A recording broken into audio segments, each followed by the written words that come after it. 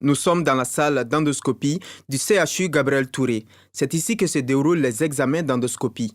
En termes simples, c'est dans cette salle que les malades sont situés s'ils souffrent réellement de l'ulcère gastro-duodénal, communément appelé Froudimi. Cette infection qui touche beaucoup de Maliens, selon les médecins. Mais l'année dernière, précisément au mois de septembre, on a un petit incident parce qu'il y a une patiente qui, au cours de l'endoscopie, a fait un arrêt cardiaque.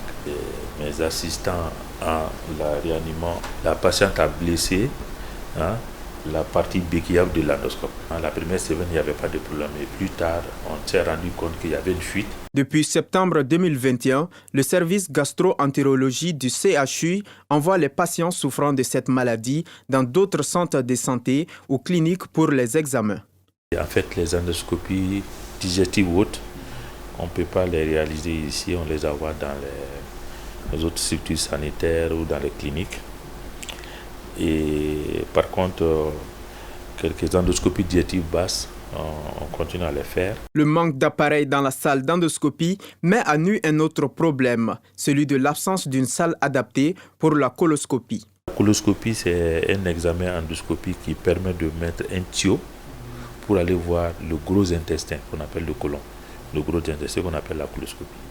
Voilà, donc on a un appareil qui est utilisable, mais on n'a pas de salle parce que pour faire cet examen, il faut avoir une salle où il y a toilettes et autres. Pour le professeur, il est urgent de trouver une solution, car ces appareils permettent non seulement de faire rapidement les examens urgents, mais aussi à mieux former les étudiants en spécialité hépato-gastro-entérologie. Tous les nationaux que vous voyez sur le marché en train de travailler sont formés ici.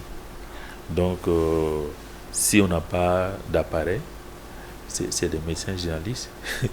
Parce qu'un spécialiste qui n'arrive pas à faire l'endoscopie, vous voyez ce que ça fait. Nous prenons cette malade venant de l'extérieur et 3 malades les prioritaires.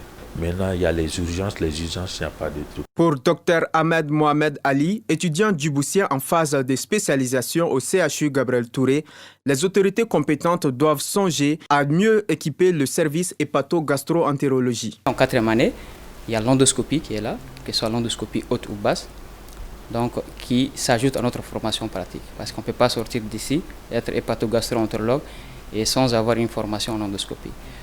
Et voilà, donc malheureusement, comme le professeur l'a si bien dit, l'appareil est tombé en panne.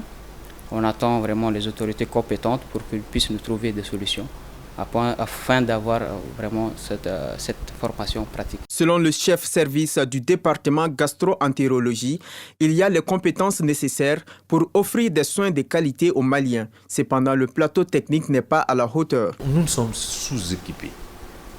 Par rapport à nos compétences, on a beaucoup de spécialistes et il y a beaucoup de gestes qu'on souhaiterait faire, mais il y a le matériel qui manque.